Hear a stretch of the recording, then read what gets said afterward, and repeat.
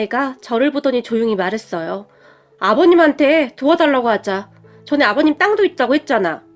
당신은 양심도 없냐?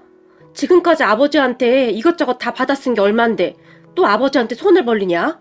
아버지가 무슨 도깨비 방망이냐?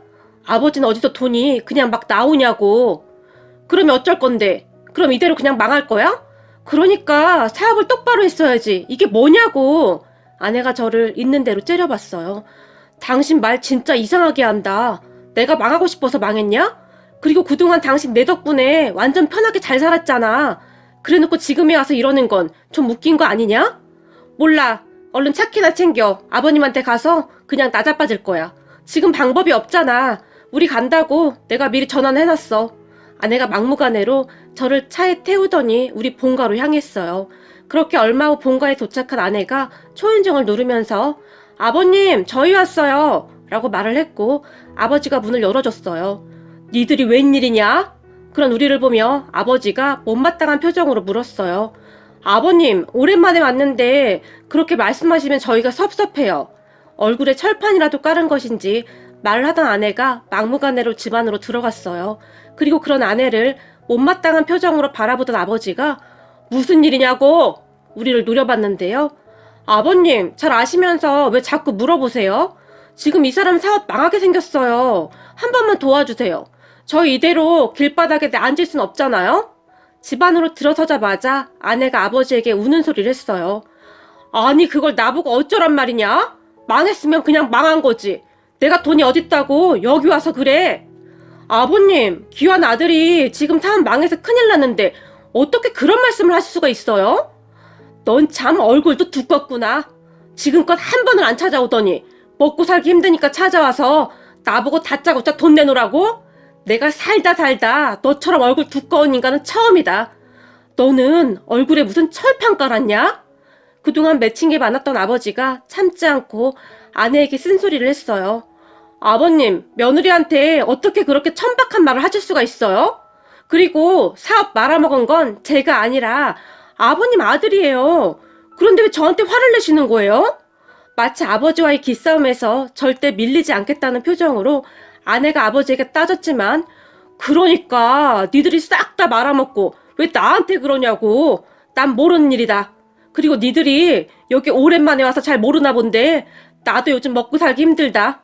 내 친구한테 사기당해서 있는 땅 몽땅 날려먹었어. 그래서 지금 사는 게 아닌데 왜 니들까지 와서 이지랄이냔 말이야. 아버님 잠깐만요. 지금 그게 무슨 소리예요? 사기를 당하다뇨. 니들 사업 안 좋다고 해서 급하게 해결하려다 보니 있던 땅까지 다 날려먹었단 말이야. 이게 다 니들 때문이야. 다른 자식들은 부모한테 용돈도 주고 그런다는데 하긴 뭐 자식 잘못 키운 내 잘못이지 내가 누굴 탓하겠냐. 말을 하던 아버지가 긴 한숨을 내쉬었어요. 아버지 어쩌다가 그렇게 되신 거예요? 그럼 그 땅 다 날린 거예요? 제가 놀라서 물었는데요. 말도 마라. 그 사기꾼놈한테 다 날렸어. 작정하고 사기친 걸 뭔 수로 당해. 그냥 친구도 아니고 평생을 알고 지내던 친구놈이 그럴 줄 누가 알았겠냐고. 그건 내 노자금이나 마찬가지였는데 이를 어쩐단 말이냐. 순간 다리에 힘이 풀리셨던지 아버지가 소파에 털썩 주저앉으셨어요. 그런 아버지를 보며 제가 아버지 괜찮으세요? 라며 아버지를 살피고 있었는데요. 아유 그럼 우리 이제 어떡하냐고요. 그러니까 잘 알아보고 하셨어야죠. 어쩌면 아버지나 아들이나 그렇게 아둔할 수가 있는 거야. 아버지의 안색이 상당히 안 좋았지만 아내는 그런 아버지가 걱정조차도 되지 않는지 서있던 자리에서 발만 동동 굴러댈 뿐이었어요. 그리고 그런 아내의 모습에 정말 모든 정이 떨어져 버렸는데요. 사람의 탈을 쓰고 어쩌면 그럴 수가 있는 것인지 이해할 수가 없었어요. 그런 아내의 모습을 보며 아버지가 기가 막히다는 표정으로 한숨만 쉬고 계셨는데 잠시 후에 초인종이 울렸고 제가 문을 열었는데요. 형님, 쌀 떨어졌다고 해서 우리 집사람 몰래 조금 퍼왔소. 반찬도 좀 가지고 오려고 했는데 집사람 눈치가 보여서 가지고 올 수가 있어야죠. 우선 이 쌀로 며칠 버텨보세요. 제가 집사람 외출했을 때 이것저것 더 챙겨올게요. 작은아버지가 까만 비닐봉투에 담아온 쌀을 아버지에게 건넸어요. 아니 뭐야, 집에 쌀도 없는 거예요? 그런 작은아버지를 보며 아내가 기겁을 한 채 물었고 이것들아, 어른을 보면 먼저 인사를 해야 하는 거 아니냐? 니들 아버지는 지금 돈이 없어서 밥도 굶고 있는 판국에 이제야 찾아와서 말하는 꼬라지가 아주 가관도 아니구나. 작은 아버지가 아내와 저를 노려보며 소리쳤어요. 아니 그게 무슨 말이에요? 굶으셨다니요? 제가 놀라서 물었고, 그래 이놈아, 내가 안 들여다봤으면 네 아버지 지금쯤 어떻게 됐을지 몰라. 자식이란 놈이 지 아버지가 어떻게 살고 있는지도 모르고 있고 정신 차려 이놈아. 작은 아버지가 다시 큰 소리를 치셨어요. 그리고 작은 아버지의 말을 듣던 아내가, 뭐야, 그럼 우리 다 망한 거예요? 우리 이제 어떡해요? 당신이 책임져. 어떻게 할 거냐고. 난 이렇게 구질구질하게 못 살아. 아내가 다시 펄쩍펄쩍 뛰면서 발까지 동동 구르기 시작했어요. 그러다가는 곧 밖으로 나가버렸고, 제가 아버지에게, 아버지, 제가 사업 정리되면 빨리 다시 내려올게요. 조금만 기다리세요. 어차피 사업은 이미 망했고 정리되면 내려와서 막노동이라도 해서 제가 아버지 먹여 살릴게요. 라며 제 주머니에 있던 5만 원짜리 지폐 한 장을 아버지 손에 쥐어드렸어요. 그렇게 아버지 집을 나서는데 제 눈에서 갑자기 눈물이 뚝뚝 흘러내렸어요. 결국 저 때문에 아버지까지 그리 됐다는 생각에 제 자신이 너무나 한심하게만 느껴졌거든요. 그렇게 결국 사업을 정리하고 저는 아는 지인 공장에 가서 일을 해야만 했는데 정말 적은 월급으로 생활을 해야 했기에 힘이 들 수밖에 없었어요. 거기다 아버지 생활비까지 보태야 했으니 더욱 돈에 쪼들릴 수밖에 없었고, 제 사업이 망한 후 아내의 짜증과 신경질이 계속 반복되었는데 제가 참을 수 있는 수준의 바가지가 아니었어요. 난 이딴 거 못 먹어. 나보고 지금 이걸 먹으라는 거야? 그럼 당신이 재료를 사서 음식을 좀 만들어봐. 맨날 백화점에서만 사다 먹고 당신이 음식을 하나도 안 하니까 내가 시장에서 반찬 사온 거 아니야. 지금 상황에서 방법이 없잖아. 솔직히 지금까지 당신 편하게 살아왔는데 이제부터 그 정도는 좀 해야 하는 거 아니냐? 참다 저도 결국 아내에게 한 소리를 했고, 돈도 없는데 뭘로 사라는 거야? 아내가 물었어요. 당신 말대로 돈도 없는데 백화점만 다니지 말고 시장 같은 데 가서 사라고. 무슨 백화점 귀신 씌인 것도 아니고 왜 꼭 백화점에서만 가서 사려고 해? 뭐? 시장? 당신 미쳤어? 난 시장 음식 절대 못 먹어. 나 이대로 못 살아. 라며 아내가 집을 뛰쳐나가 버렸어요. 그렇게 집을 뛰쳐나간 아내는 며칠간 집에도 들어오지 않았고 연락도 되지 않았는데 아무래도 걱정이 돼서 장모님께 전화를 드렸지만, 사업 쫄딱 말아먹고 잘하는 짓이구만. 이제 자네 어쩔 셈인가? 자네도 알다시피 우리 딸은 돈 없으면 하루도 못 사는데. 예전과는 다르게 장모님의 목소리가 싸늘하기만 했는데요. 제가 그런 장모님의 눈치를 보며, 장모님 죄송합니다. 제가 지금 그쪽으로 가겠습니다. 라며 말을 하고는 처갓집으로 출발을 했고 얼마 후 처갓집에 도착을 했어요. 문을 열어주던 장모님이, 아니 사업까지 말아먹고는 뭘 잘했다고 마누라한테 말을 함부로 해서 이 사단을 만들어? 저를 한껏 찌려보며 말을 했고, 죄송합니다 장모님. 우선 지금 일자리 구했으니까 거기서 열심히 일해보겠습니다. 사업할 때만큼은 아니지만 그래도 월급은 꼬박꼬박 나오니까 빨리 자리 잡아볼게요. 아유, 그까지 월급 몇 푼 받아서 언제 돈을 모아? 내가 우리 딸한테 들어보니 앞으로 시장 이용하라고 했다고 하던데 맞나? 아, 그게 아직은 좀 아껴야 해서요. 아무래도 백화점은 좀 비싸기도 하고. 제가 장모님의 눈치를 보며 말했는데요. 그거 꼴랑 몇 푼 모아서 아주 부자 되겠구만.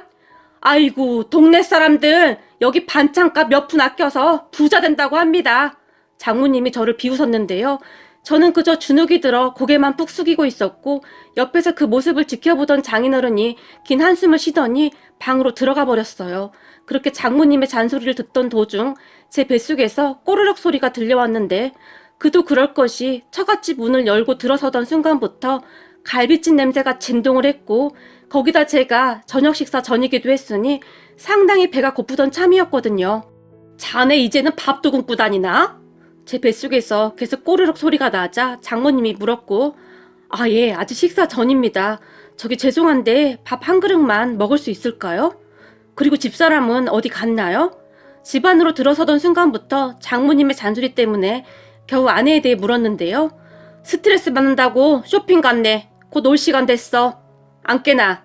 근데 밥이 있나 모르겠네. 라며 장모님이 밥통을 열고 밥을 퍼서는 제 앞에 내려놨는데, 어찌나 세게 내려놨던지 그 순간 식탁 유리가 깨지는 것은 아닌가 싶을 정도였어요. 그런데 제가 기가 막혔던 것은 말이죠. 식탁 위에 반찬이 김치 하나에 먹다 남은 된장찌개를 줬는데 그것도 냄비에 다 늘러붙어 있던 그런 찌개였어요. 그동안 제 사업이 잘 될 때는 삼계탕에 이것저것 상다리가 부러지도록 해주셨는데 사업 망하자마자 반찬부터 달라지더라고요. 순간 그걸 보는데 눈물이 핑 돌았어요. 그러면서 제가 그동안 사업하면서 갖다 준 돈만 얼만데 이렇게 야박할 수가 있을까 하는 생각만 들었어요. 가스레인지 위에 있던 냄비 안에 갈비찜이 잔뜩 들어있었음에도 불구하고 장모님은 절대 주지 않았으니까요. 그렇게 서러움에 눈물을 삼키고 있었는데 그런 제 마음을 아는지 모르는지 장모님이 이번에 자네 장인이랑 나랑 골프 여행 가야 하는데 그건 어떻게 하나? 제게 물었는데 정말이지 사람 같아 보이지가 않더라고요. 사업 쫄딱 말아먹고 원룸으로 이사까지 간 상황이었는데 제 앞에서 그런 말을 어떻게 한단 말입니까? 장모님, 그건 좀 어려울 것 같습니다. 제가 지금 많이 어려워서요. 밥을 먹던 도중이었는데 밥이 도저히 목구멍으로 넘어가지 않아 제가 숟가락을 내려놓으며 말했어요. 뭐? 그럼 우리 여행 못 간다고? 자네 회사 취직했다며? 그럼 월급 받아서 보태주면 되지 않나? 장모님이 목소리까지 높이며 말을 했고 그 돈은 생활비에 이것저것 나갈 것도 많고 이번에는 어려울 것 같습니다. 제가 고개를 푹 숙이며 말했지만 뭐 볼 것도 없는데 돈 많은 것 같아서 결혼시켰더니 결국 이 모양이구만. 이제 어쩔 거야 그래. 돈 없어서 여행 못 간다는 말을 사람들한테 어떻게 해. 자네 아버지 돈 많다며 돈 좀 달라고 해봐. 장모님이 이제는 윽박까지 질러댔어요. 그런 장모님에게까지 정이 떨어지기 시작했고 장모님, 그동안 제가 갖다 드린 돈이 얼만데 그렇게 말씀하시는 겁니까?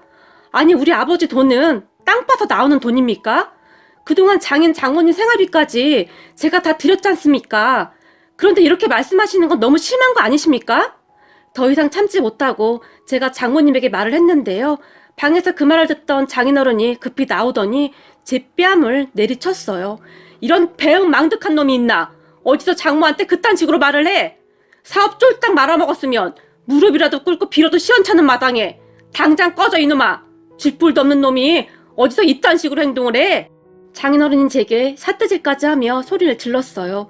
그런 장인 장모를 보며 정말이지 온몸에 소름이 돋았는데요.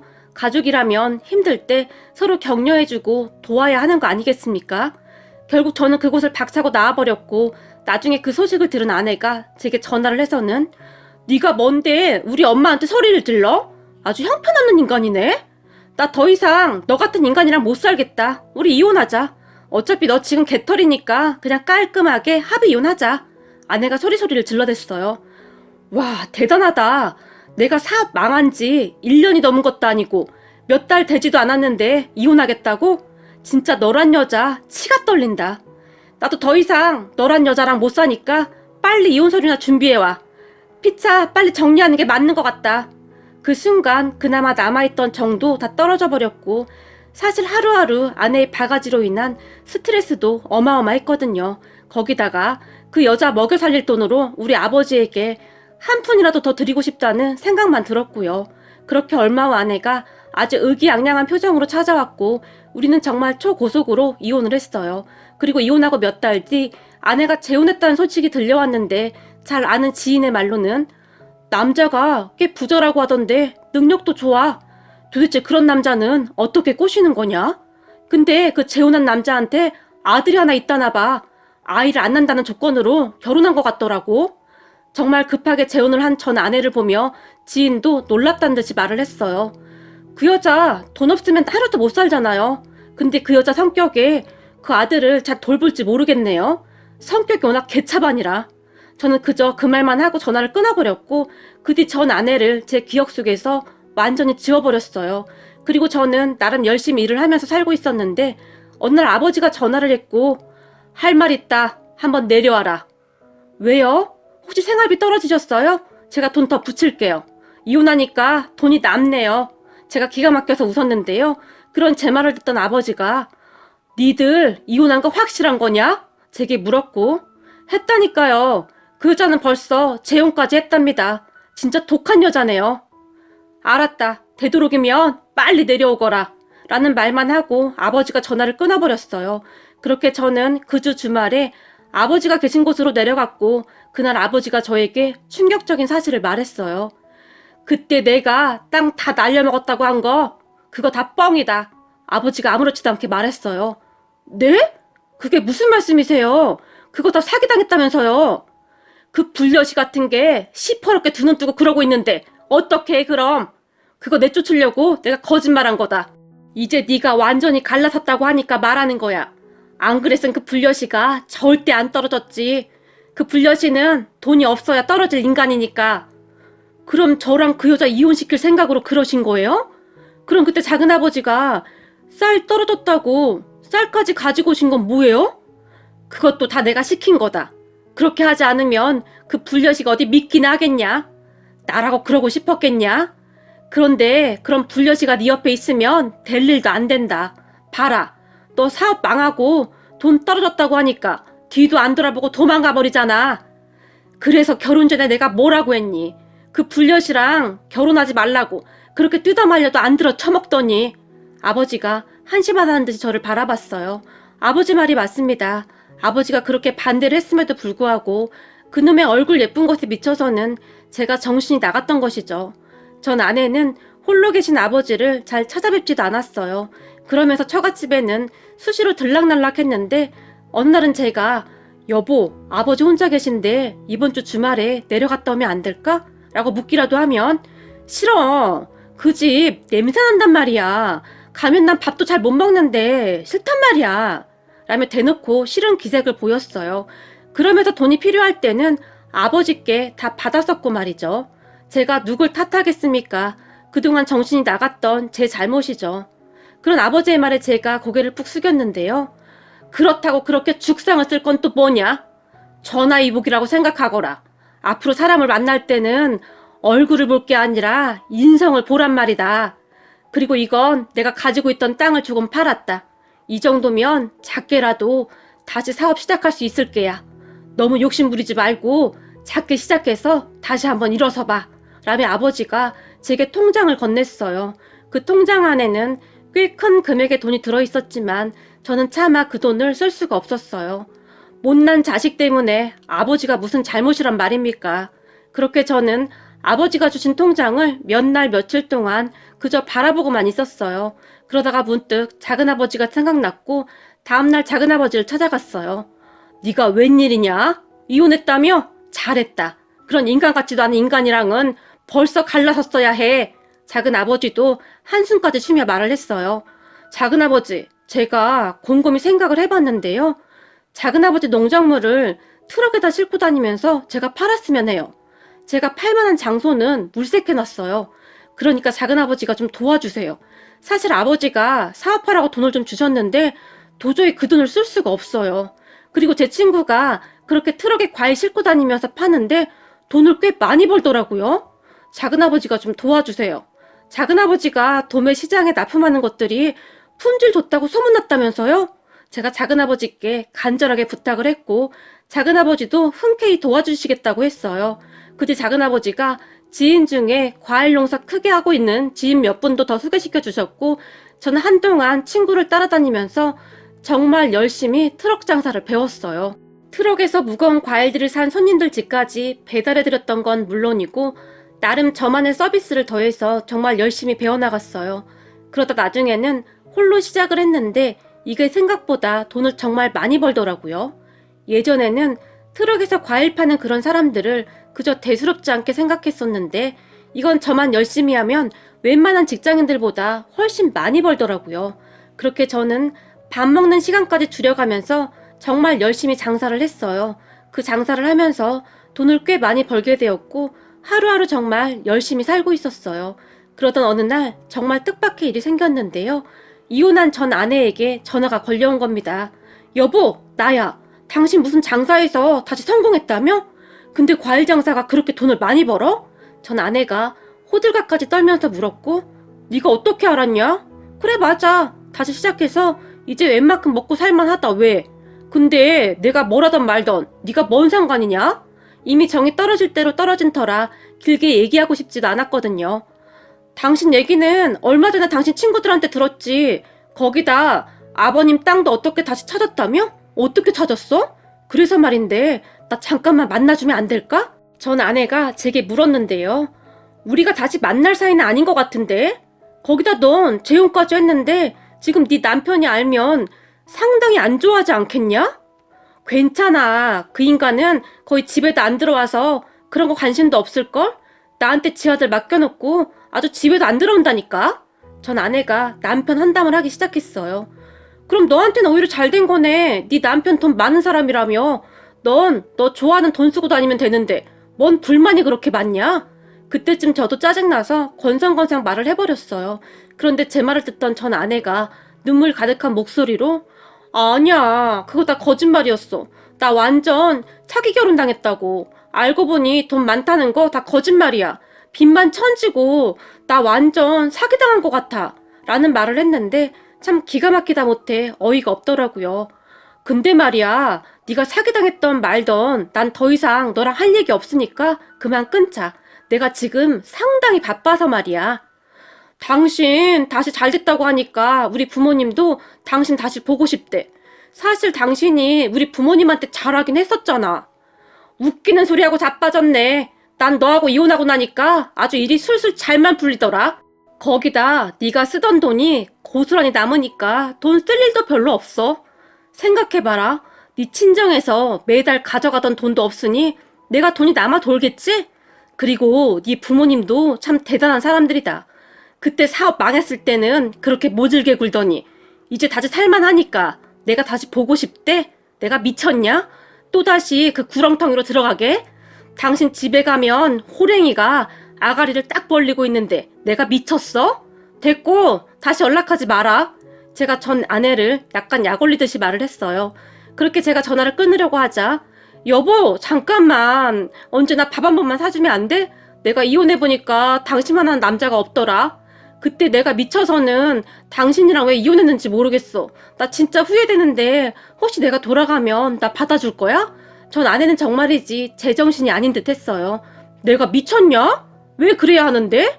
그리고 우리가 이혼한 지가 얼만데 내가 네 여보냐? 제가 어이없다는 듯이 말했는데요.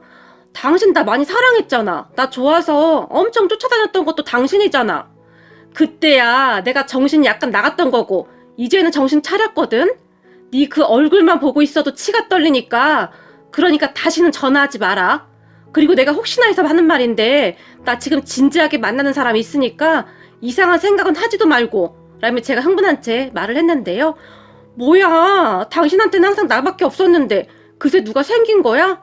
근데 지금은 그냥 사귀고 있는 거잖아? 아직 결혼 안 한 거잖아. 전 아내가 물었지만 대꾸할 가치도 없었기에 그냥 전화를 확 끊어버렸어요. 그렇게 또다시 한 일주일 정도가 지난 것 같았는데 결혼을 약속한 사람에게 전화가 걸려왔어요. 자기야, 내가 집에 들어갔는데 어떤 여자가 자기 집에서 음식하고 있는데 누구냐고 물었더니 자기 아내라고 하던데 이게 무슨 말이야? 라는 충격적인 말을 하기 시작했고 그 사람의 말에 깜짝 놀라서 급히 집으로 갔는데요. 저는 그곳에서 충격적인 장면을 보고 말았답니다. 세상에나 전 아내가 말이죠. 제 원룸 지방에서 음식을 하고 있었는데 그 작은 식탁에 무슨 잔치상을 차려놨더라고요. 사실 사업이 망한 뒤로 작은 원룸으로 이사를 왔었고 전 아내와 거기서 한 몇 달 정도 살았었거든요. 그리고 그 뒤 전 아내와 이혼한 뒤 집을 따로 옮기진 않았어요. 혼자 살기에 원룸이 적당했고 결혼을 하게 되면 옮겨야지 그러고 있었거든요.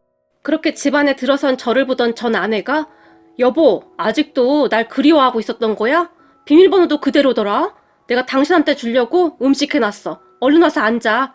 라며 아무렇지도 않게 말을 했어요. 그 모습을 보며 놀랍다기보다 등골이 오싹할 정도였는데요. 너 지금 여기서 뭐 하는 거냐? 제정신이야? 제가 놀라서 소리를 질렀고 저와 결혼할 사람이 제 옆에서 그 모습을 놀라운 표정으로 지켜보고 있었어요. 그런데 전 아내가 여보, 난 당신이 결혼한다고 해서 얼마나 예쁜 여자랑 결혼하나 했는데 얼굴이 저게 뭐냐? 나 깜짝 놀랐잖아. 전혀 당신 취향이 아닌데?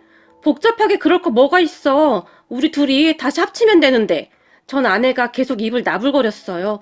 너 내가 딱 1분 줄게. 짐 챙겨서 지금 당장 나가라. 안 그러면 나도 가만 안 있을 거니까. 전 아내의 행동을 더 이상 지켜만 볼 수가 없었기에 제가 단호한 목소리로 말했어요. 왜 그래? 당신도 여전히 나 그리워하고 있잖아. 그리고 사실 우리 사는 동안 큰 문제도 없었잖아. 전 아내가 접시에 음식을 담아서 식탁에 올려두면서 다시 아무렇지도 않게 말을 했고, 저는 그때 문득 깨달았어요. 이대로 두면 절대 안 되겠구나 하고 말이죠. 그렇게 저는 조용히 주머니에 있던 휴대폰을 꺼내서 경찰서에 전화를 해서는 여기 어디인데요? 지금 저희 집에 어떤 사람이 무단으로 침입해서 신고드립니다. 제가 경찰서에 신고를 해버렸어요. 하지만 그런 제 모습을 보면서도 당신이 퍽이나 신고하겠다. 당신 지금 전화기만 들고 혼자 얘기하고 있는 거지? 내가 당신 성격 몰라서 그래? 당신 절대 독한 사람 아니라 그런 짓 못해.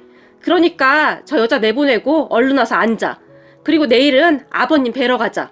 전 아내는 제 말을 귀뚱으로도 듣지 않았고 잠시 후에 정말 경찰이 집으로 출동했고 그제서야 놀란 전 아내가 뭐야, 당신 진짜 신고한 거야? 놀라서 물었지만 내가 나가라고 했잖아. 너 이 정도면 완전히 미친 거야. 그나저나 너 지금 남편이랑 이혼은 하고 이러고 있는 거냐? 제가 전 아내에게 물었고 당신이 받아만 주면 곧 할 생각이야. 전 아내가 아무렇지도 않게 대답했어요. 정말이지 이 정도면 정신이 나간 여자 아닙니까? 결국 전 아내는 경찰에 끌려갔고 우리는 그 여자가 만든 음식을 싹 다 버려버렸어요. 정말 끔찍했거든요. 그리고 결혼할 그 사람에게 정말 미안해. 내가 당신하고 결혼하면 이사하려고 했는데 빨리 이사하자. 정말 이제 치가 떨린다. 라며 사과를 했고 그 사람도 많이 놀란 표정이었지만 이해한다며 저를 다독여줬어요. 그 뒤 전 아내는 한동안 조용한 듯 했는데 얼마 뒤 또다시 놀라운 일이 일어났어요.